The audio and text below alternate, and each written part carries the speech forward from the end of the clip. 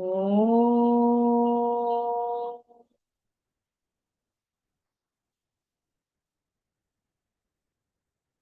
Sahana Bhavatu Sahano Bhunaktu Saha Viryam Karavavahai Tejasvinavadhitamastu ma vidvishavahai. Om Shanti Shanti Shanti. Hari Om Shri Gurubhyo Namaha. Hari Om. Samasta Jana Kalyane Niratam Karunamayam Namami Chinmayam Devam Sadgurum Brahma Vidvaram. Om Shri Chinmaya Sadgurave Namaha. Om Namo Narayanaya. Tasmai Namaswami Tapovanaya. Om Shri Chinmaya Sadgurave Namaha. Om Shri Matre Namaha. Hari Om. Happy Navratri to all. Now we are in the 24th lesson. 24th lesson from Srimad Bhagavad Gita. After all these teachings, we may still feel, we may still have some lingering questions, right? One may finally ask, it may sound so basic, but the questions may still be there. Krishna understands, and expecting such questions, he gives us these clarities, these simplified answers.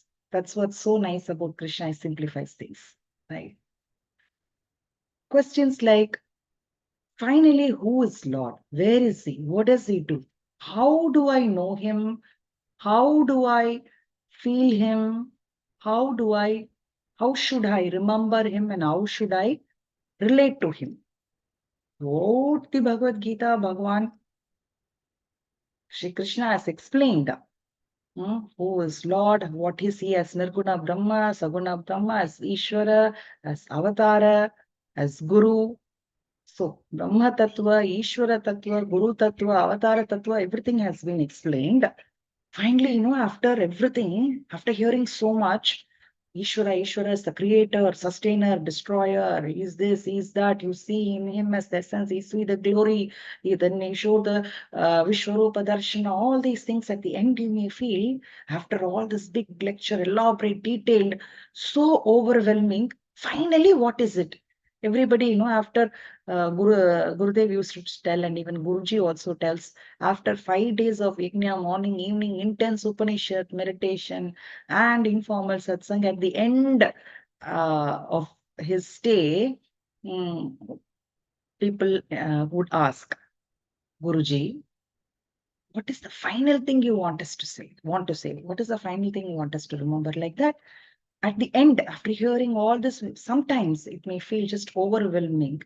We may ask, at the end, what are you trying to say? How should I remember the Lord and know the Lord? Seems like a very basic question, because even in, I know when we draft the Balvihar syllabus, we put in this very nice story of a king asking a minister these questions, because he is an atheist and he finds his minister such a spiritual man, and he asks him, you're always telling this is all Lord's grace, Lord's grace, Lord's grace. I'm tired of it.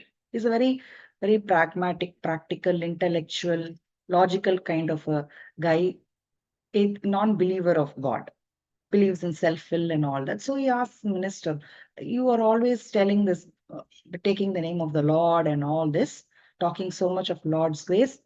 You show me God, tell him where is he, what does he do, in which direction is he?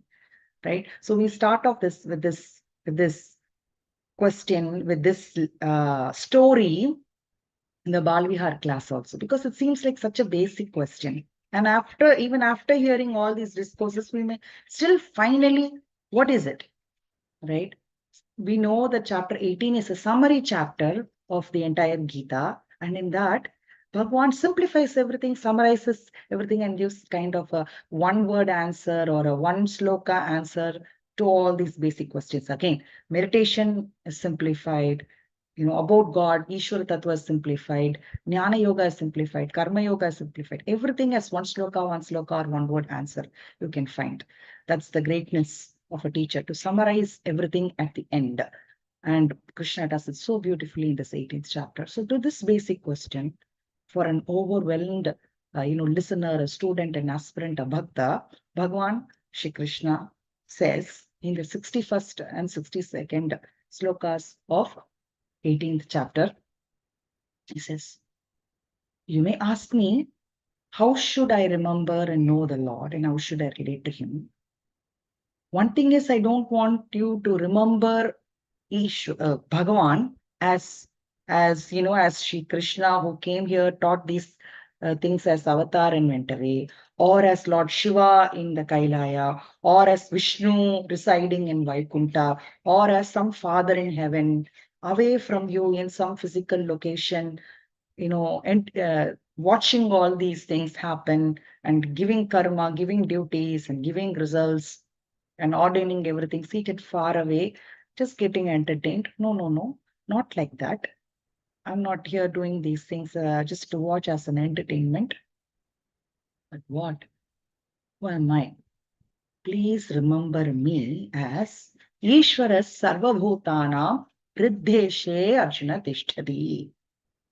Says, remember the Lord as Ishvaraha, as one who governs, directs, controls everything that happens around me in this world and also within me in this body, in this physical body, in this mind, in all these equipments, all these movements and actions, these expressions of life within me and outside, all these various actions, expressions, and movements. Who is the director? Who is the controller? Who is the ordainer, organizer? Remember me as that. Ishvara. Remember Bhagwan as Ishvara. And what is his residence? Where does he reside? Kailaya, Vaikunta, Saketapura, Gokula, where? Heaven, where? Right? My residence, Bhagwan Shri Krishna says, is in the hearts of all beings, all beings, without any exception. All beings, from the minutest creature to the most evolved being, whatever their age, caste, community, gender, maybe whatever their qualification, maybe whatever their mental characteristics and their doings and actions, maybe positions and powers, maybe in all beings, I reside. And what do I do there? Ishvaraha Sarvabhutana Hriddeshe Arjuna Tishtati. He is answering, oh Arjuna, Ishvara is seated in the hearts of beings. And what does he do? Brahmayan. Brahmayan Sarvabhutani Yantrarudhaina Mayaya. Yantrarudhani Mayaya. All these beings are as though mounted on a machine and they are revolving, going on and on and on about all their daily activities, karma and everything. And who's making them do all these things? Brahmayan, making them to revolve. Is this Ishvara through his Maya Shakti? Through his Maya Shakti. Yantra Rudhani Maya, through his Maya Shakti. Again, it's not mystical if we tried. It's supposed to be a simplified answer. Let's see. In fact, this very simplified truth is depicted by Shri Krishna, Arjuna, their presentation itself. We find Arjuna as the warrior seated in the chariot. And who's the one who takes him around, who drives the whole show, is Shri Krishna himself as the charioteer, as the driver. But Krishna takes no weapon. He has not taken any weapon in his hand, and he did not wage any war. right?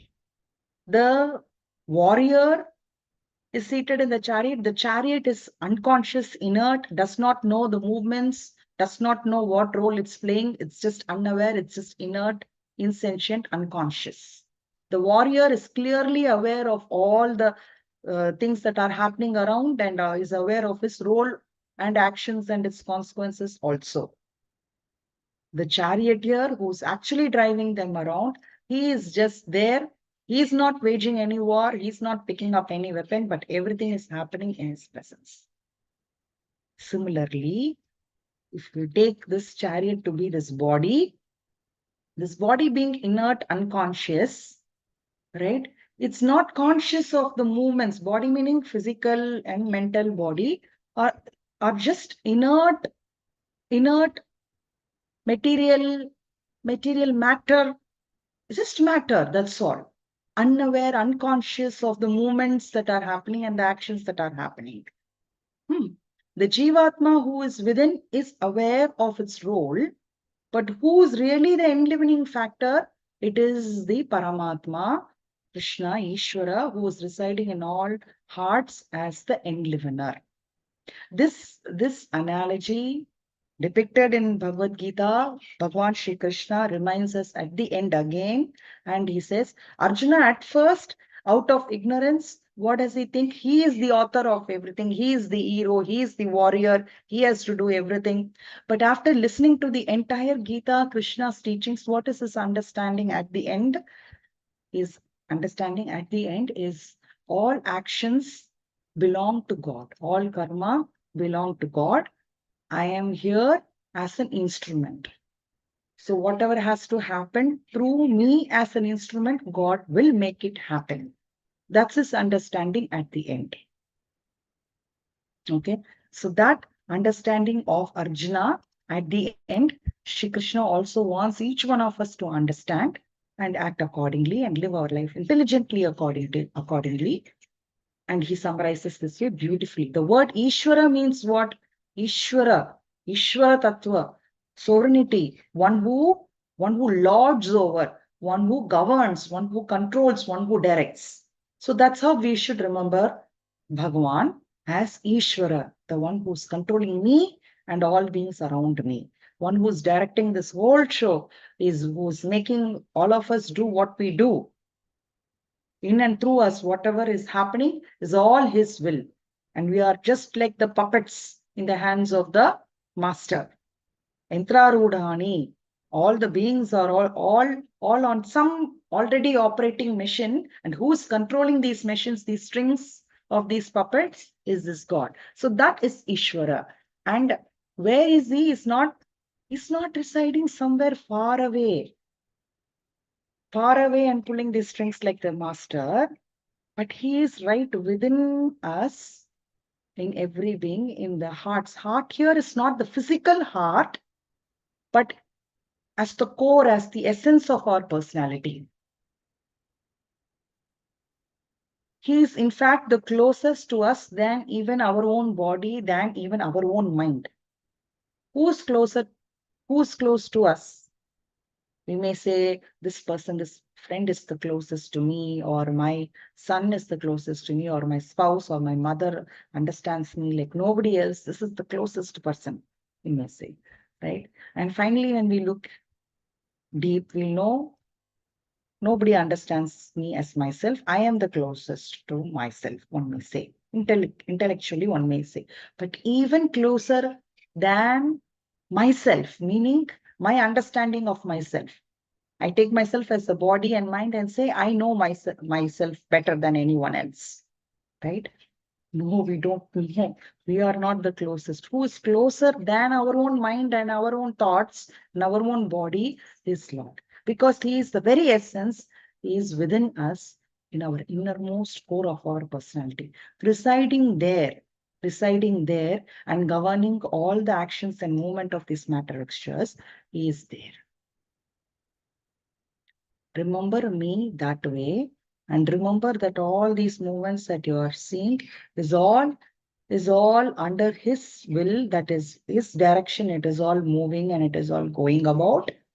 Remembering that way, now act intelligently. Now do whatever. Now do whatever you want. These are the final two verses before Krishna gives Arjuna a choice to do whatever. Yethechasi tata kuru. Knowing this, now you do whatever you want. Freedom is a very fundamental thing that is needed for any growth in any field, secular field, spiritual field, at home, at office, in the nation. For one to grow, one must have a certain amount of freedom, which is governed within certain laws and orders, but there must be freedom. That's why we see no freedom of expression, freedom to religion, all these things are granted by the law also. And in any field or any place, one needs to have a certain freedom to grow. In the spiritual field also, it is the same way. And none other than Shri Krishna says, you have the freedom now to choose whatever you want. So you are telling me to surrender and you're telling me I have freedom? Yes, you have freedom. You have freedom to do what you want. But knowing this, what is the most intelligent thing to do is to surrender. Surrender, like we said last class, it is not a passive submission, but with the understanding of all this to become the right instrument and to have the right relationship with God. So really, if we try to assimilate all these things, just think of it. The food that we eat, right? The potato and the tomato, when it's lying around in the market or as food on our plate, it does not have any movement or action or anything. But once it is eaten, assimilated, that food alone has become this body and mind. So essentially, it must be inert, isn't it? Yet, now that potato and tomato, which has become this body and mind, seem to know, seem to speak, seems to do things or make people do, seems to take all these actions and decisions. Is it possible that such an inert thing which was outside now has become this person and is doing all these things? What makes this miracle, this thing work? Can we really take credit for this? I have cooked and eaten and digested it, and that inert thing has been enlivened by me. The power of digestion or breathing or anything even within us, which we take for granted, can we even take credit for such things that is happening within us? Then how can we take credit for the things that are outside us? Like, for example, I'm doing this beautiful puja, or I know all this Bhagavad Gita slokas by heart, or I am running this family, or I'm running this institution. How can we take credit for such things when such a basic things that are happening within us, also truly speaking, we cannot take credit of? So when we think deeply and reflect, we will all come to this intelligent conclusion, what Sri Krishna is showing here, that such a miracle, even a small thing is a miracle, such power, such things are happening within us and outside us. And not just that I am the blessed person, chosen one, but all beings, because he is Samaha, he is equal in all, and he is residing in all equally as the end livener and making them do all the actions and movements. Residing in my heart is making the body move, enlivening everything, the mind to think, these senses to carry out their act functions of speech, touch, hearing, smelling, everything.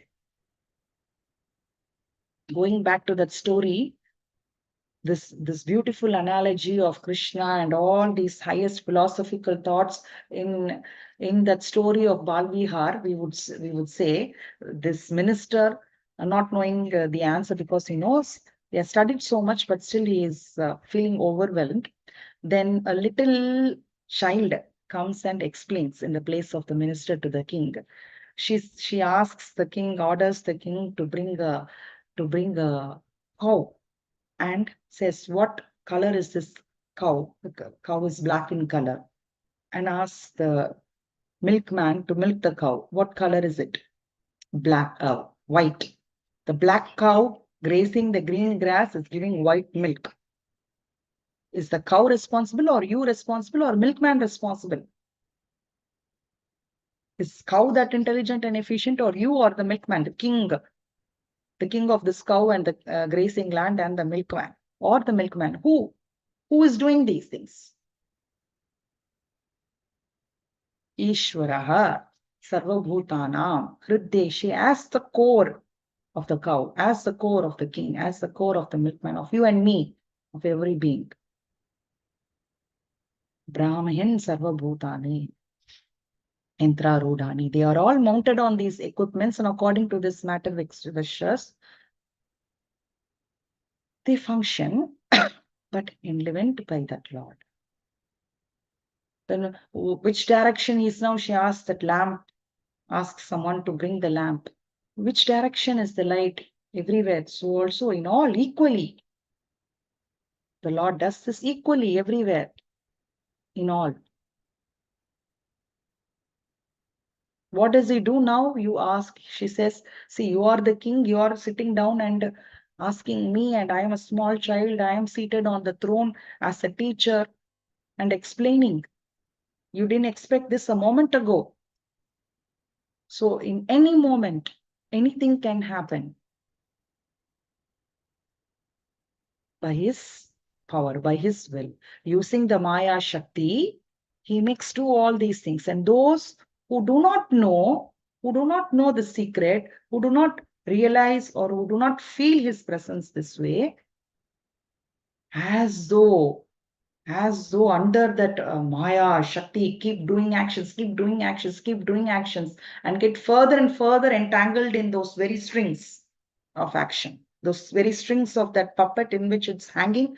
They keep revolving, getting further and further entangled in actions and getting wound up like that, getting bound like that. But those who know this truth, those who feel the presence of the Lord and have the right relationship with him, tune up with him, become his instrument, for them, they are just the witness of the Lord's will. Bhagwan is like that wind. Bhagwan's grace, when we say no grace, that grace factor is like the wind. And we are all like that sailors in our own boats in the ocean. One who feels the grace and presence will intelligently what? Go with the flow and take the wind as the support and reach the destination very quickly. But one who is trying against the grace of the God, seeming as I'm a self-initiated worker, I'm doing this, I'm doing that, and I want this done. What happens? He's struggling all the time, getting nowhere, or even getting toppled, tossed around. But for the one who realizes the grace, the external circumstances or whatever things difficult that may happen, don't toss him around in that ocean. So as a sadhaka, what should we do? Right? What is the difference between an ignorant person and a realized person, and what should a sadhaka do? An ignorant person takes himself to be this matter, to be this equipments, to be having as his own individuality, giving so much importance to this individuality ego and trying to please it all the time, engages in actions and so on. So for such a person, what does Bhagavan do? For everybody, he is there equally, but such a person, because of his own, that yantra rudhani mayaya, what does that mayaya mean? It can mean Bhagwan's Maya Shakti. Maya means delusory power. So by his own delusion, confusion, taking himself to be this individual ego, that limited entity, gets further and further entangled. Then this Maya Shakti seems to have its own power, right? He wants to do something, there are obstacles coming in the way, and then further and further it gets entangled, and he's tossed about by that Maya here and there, here and there. It does things and also makes him do things, gets him bound further and further. But for the sadhaka, recognizing the Lord, feeling his presence, trying to adhere to this true teaching, he identifies himself as what? With the Lord within and not as the mere body equipments. So identifying with the Lord within, the higher and not these lower vehicles, in a spirit of self-dedicated surrender, one acts. That's why the very next verse is what? Realizing who is Lord, what is he, where is he, what does he do, his power, his presence within, what you should do, what now I should do, what should be my relationship with the Lord. With this understanding, naturally, Tameva Sharanam Gacha, Sarva Bhavena Bharata. Tameva Sharanam Gacha.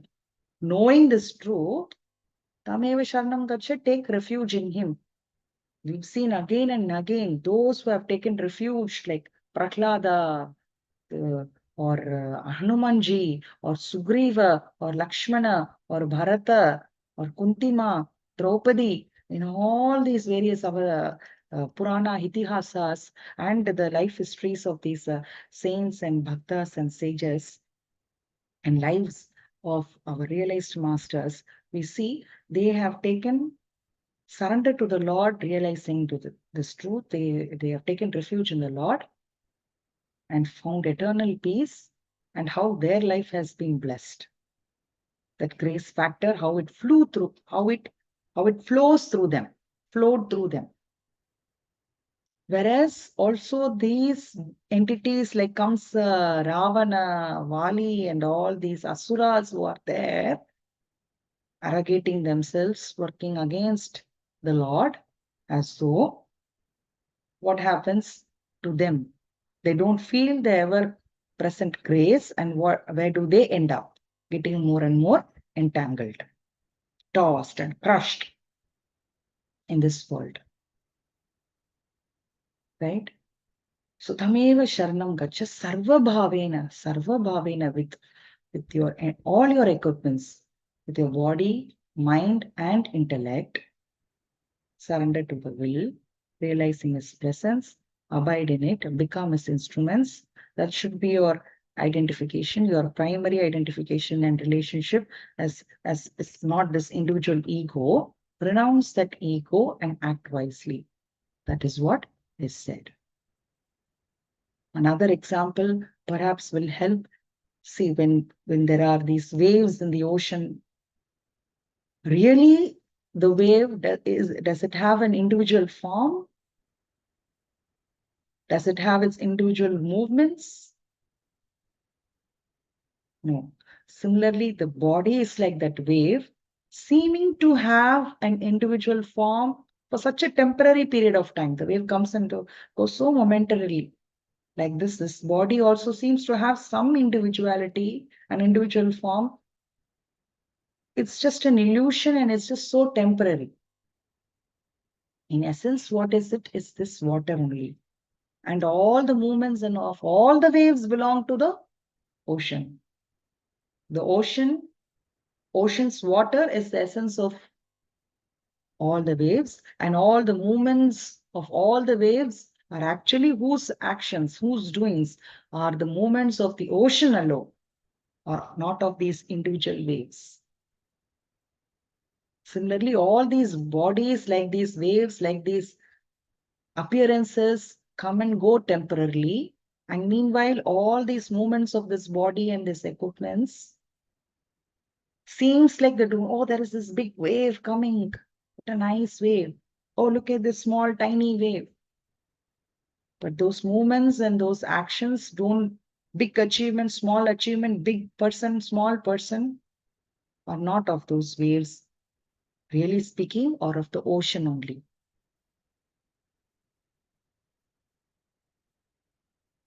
the more and more peace we come to realize, we come to feel, the more and more we realize this, recognize this universal truth, and try to practically live it. See, there may be instances in life where we may feel this truth also. Sometimes we feel when something so nice happens, so unexpected, and we feel, oh, this is the grace of the Lord. This is not my doing. I cannot take credit for this. This decision seems like such a huge decision, but it was not my decision. I really feel some power within led me to take this decision, and here I am finally who I am. Sometimes looking back, we may feel like that about our life or about specific instances in life, specific small day-to-day instance also. This has come out so nicely. I think mother would say about a dish that she made. Without arrogating herself, she would say, this has come so nicely. It's all God's grace. Any beautiful thing that happens, very beautiful, very fantastic. Although sometimes uh, outwardly we may say, I have done this, we try to take the credit afterward. But we will feel so nice. How did this happen? We will ourselves wonder. Has this happened? I'm sure everybody has experienced it. In some moment of inspiration, something so nice happens. And we ourselves wonder, how did this happen? Whether it is a small dish or a good show, a good program, good event we did, good work, good action we did, something. If it's a bad person, later on, one will feel that also. I gave this money. Why did I donate this? Or why did I do this? Why did I help that person? In some moment, some good thing happened and then they regret also. But sometimes we feel, oh, I did this. I can't take credit for this. Occasionally it happens for us.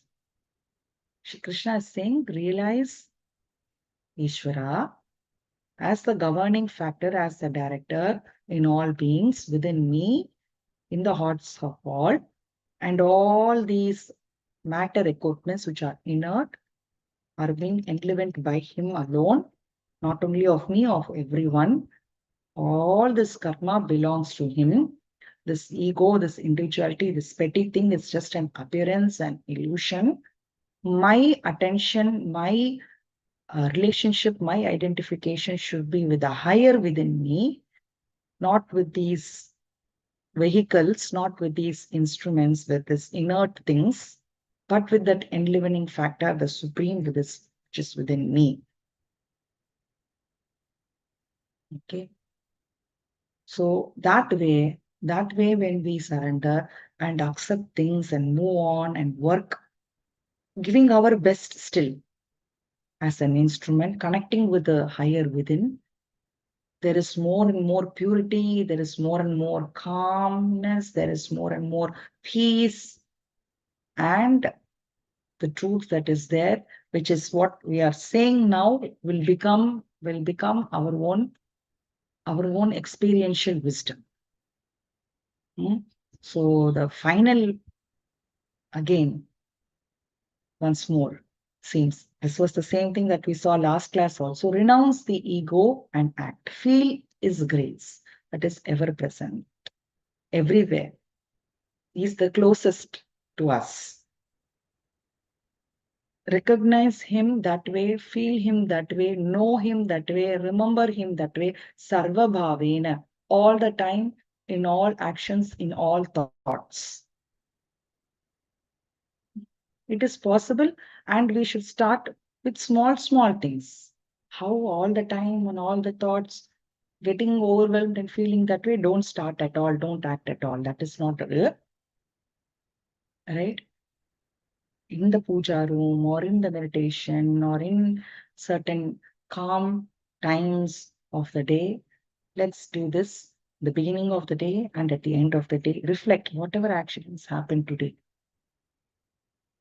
Do I see God's presence?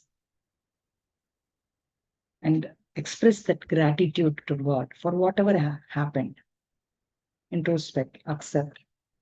When we do that as a witness, then the next day we will be a better person. We will be a better instrument. So, and all these great masters have lived and showed that also. All these bhaktas' life is full of such instances, the miracles that they don't take credit of. All this has happened through me. It is all the Lord's doings. Right? All the miracles that they were able to do. Bring a person alive from the ashes in a pot. A small child, Trinyana Sambandar, how was he able to do? A child bitten by a snake lying dead comes back alive. Upper is able to do. Purnavakarasar, how is he able to do? Did he arrogate such actions to himself? Would it be humanly possible? But not for those siddhis or for those miracles to be performed through us, but just to know the truth and to realize him and to feel his presence is such a blessing, isn't it? It has to be felt, not even spoken of, right? Such beautiful lessons, such eternal truths, and it's not a mystery. No? It's not a very difficult thing. Only difficulty is in our acceptance of it. All right. Vannarulale avantal vanangi, they say, no? So let us pray to him only to make us realize this truth and help us surrender to his will.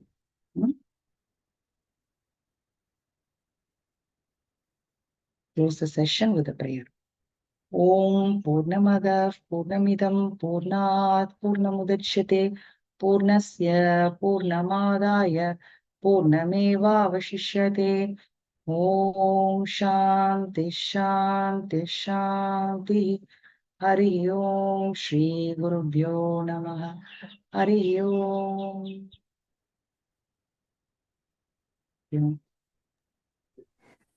Hari Om. Thank you, Ma'am.